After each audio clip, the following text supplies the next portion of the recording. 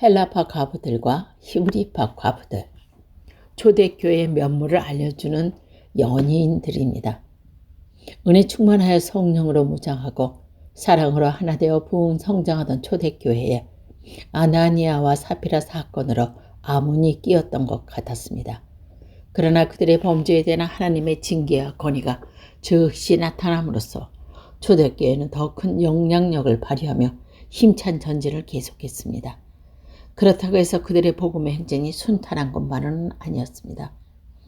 베드로를 비롯한 사도들이 성령의 능력으로 큰 권능을 행하며 그리스도를 증거할 때 예루살렘뿐만 아니라 각처에서 허다한 사람들이 몰려와 병고침을 받고 주를 믿게 되다 유대의 종교 지도자들은 당황함과 동시에 그 마음에 시기심이 불같이 일어나 사도들을 잡아오게 가두었습니다. 그러나 하나님께서는 천사를 보내어 그들을 옥에서 건져내심으로 복음의 사자는 인간에 의해 묶이지 않음을 보여주었습니다. 산헨들의 공회가 위협과 협박으로 제자들을 하여금 복음을 전하지 못하게 하려 들자 사도들은 사람보다 하나님을 순종하는 것이 마땅하다고 당당히 맞섰습니다. 크게 노한 대제사장과 사두개인들이 그들을 처형하고자 했으나 당시 최대 율법학자로서 백성의 존경을 받고 있던 가마리의 만류로 그들의 뜻을 이루지 못한 것이었습니다. 사도들이 하는 일이 사람의 뜻에 의한 것이라면 스스로 멸망할 것이며 그들이 하나님의 뜻을 대행한다면 그들을 막을 것이 없을 것이라는 가말리엘의 주장은 옳은 것이었기에 사두개인은 제자들을 경고하며 석방할 수밖에 없었던 것입니다. 하나님의 능력의 손길이 제자들을 보호하시며 핍박자들을 물리쳐 주신 것입니다. 사단은 포기하지 않고 주의 교회를 파괴하기 위해 또 다른 시도를 감행하니 헬라파 유대인과 히브리파 유대인을 대립시켜 초대교회의 분쟁을 일으키려고 한 것이 그것이었습니다. 그 당시 예루살렘의 초대교회는 유대인들로 구성되어 있었는데 그들은 같은 유대인이지만 두 종류로 분리되어 있습니다. 즉 유대 땅에 태어나 그곳에 살았던 사람들은 히브리 유대인이라고 불렀고 이방에서 출생한 사람들은 헬라 유대인이라고 구별했던 것입니다. 그들이 다 같이 히브리 말을 했지만 헬라 유대인은 그들이 자라나 이방 문화와 사상에 젖어 있었고 히브리 유대인들은 종교적으로나 문학적으로나 전통 이스라엘의 정신을 이어받고 있었습니다. 초대교회에서는 히브리 유대인이 숫자적으로 우세했던 것 같습니다.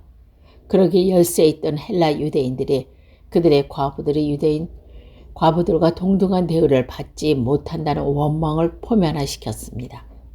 헬라파 유대인들이 사도들에게 토로한 불만이 구체적으로 무엇인지는 성경에 기록되지 않고 있습니다. 그러나 헬라파 과부들과 히브리파 과부들 사이에 그들에게 주어진 교회의 구제금으로 인해 갈등이 생기고 그로 인해 교회 내에 파벌이 생길 위험이 있었던 것은 사실인 것 같습니다. 12사도가 지체하지 않고 성령과 지혜가 충만하여 칭찬 듣는 사람 7을 선택하여 그들에게 교회의 구제 사업을 전담시키고 제자들은 기도와 말씀, 전하는 일에 전념한 것은 선언한 사실이 그것을 말해주기 때문입니다. 초대교회를 분열시킴으로써 복음의 행진을 저지시키려던 사단의 계획은 그의 교회를 지키시고 인도하시는 하나님의 능력 앞에서 또다시 무산되었습니다. 뿐만 아니라 그 일로 인해 초대교회에서 최초로 7명의 집사가 탄생하므로 교회 행정의 기틀이 마련되었고 하나님에게 인정받고 사람들에게 칭찬받아야 한다는 집사 자격 기준까지 정해졌습니다. 모든 것은 합동하여 선을 이루고 그의 뜻을 펼쳐나가시는 전능자 하나님의 모습이 여기서도 나타난 것입니다. 헬라파 과부와 히브리파 과부에 대한 대우 문제로 표면화됐던 초대교회 내부 문제는 당시의 사도들이 그들의 성령 충만하여 기도하며 말씀으로 은혜 받은 자신만을 위한 신앙생활에만 충실한 것이 아니고 불쌍한 고아와 과부를 돌보라는 여호와의 명령을 실행하고 살아있는 믿음 생활을 행함으로 말해주는 점에 있어서도 큰 의미를 지닙니다. 홀로 사는 외로운 여인에게 사랑을 나누어준 제자들이 병들고 헐벗고 굶주리며 사회에서 소외된 불행한 사람들에게 자비의 손길을 뻗은 것은 당연한 일이었기에 예루살렘의 초대교회는 세상 속에 파고들어 빛과 소금의 직분을 감당할 살아있는 교회였음을 교회의 문제를 통해 알게 되었으며 하나님의 섭리는 놀랍기만 합니다. 근과 응은 없어도 하나님의 능력으로 충만했던 초대교회에는 평안과 기쁨과 화평만 있었지 분쟁과 불평과 문제는 없었던 것으로 생각하기 쉽습니다.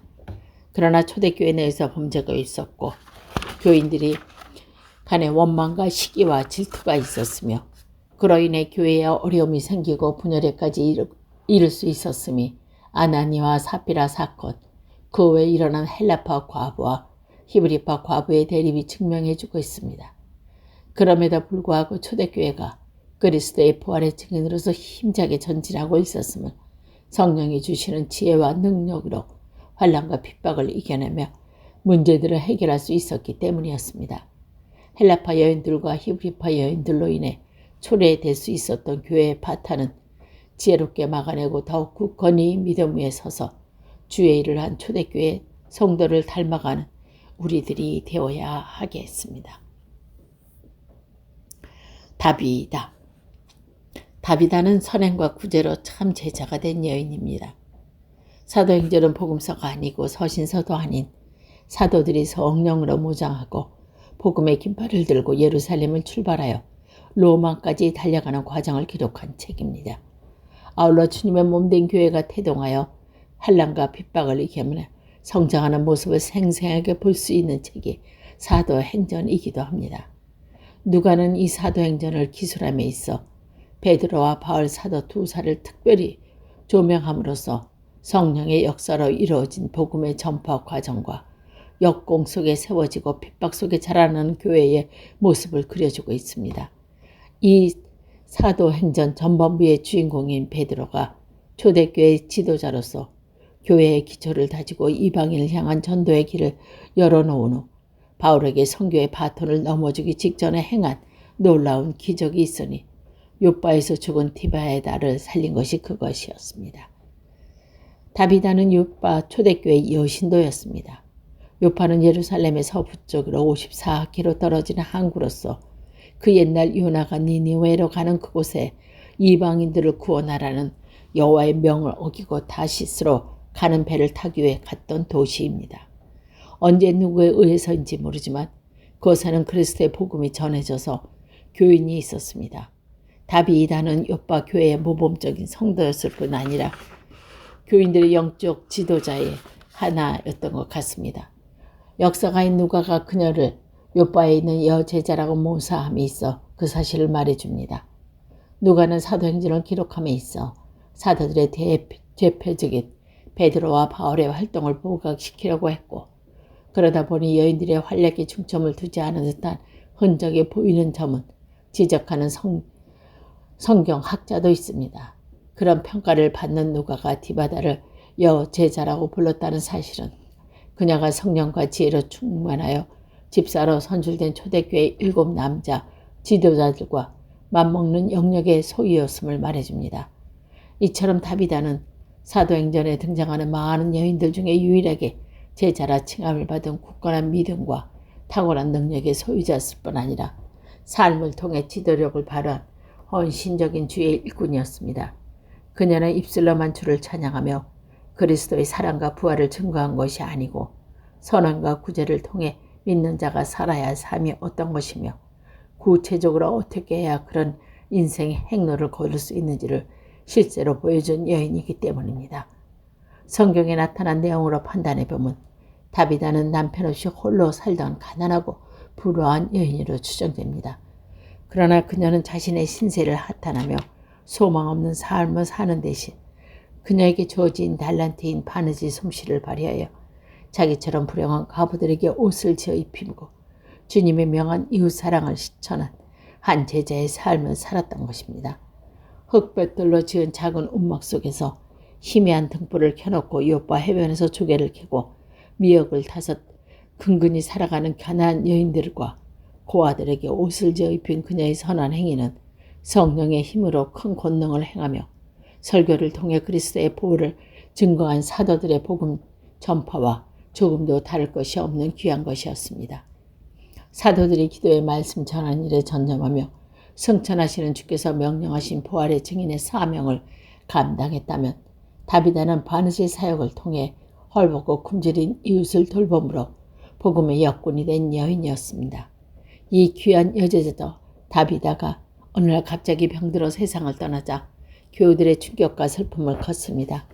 성도들과 특별히 그녀의 희생적인 사랑을 받던 여인들은 심히 애통하며 그녀의 시신을 씻어 다락방에 안치했습니다.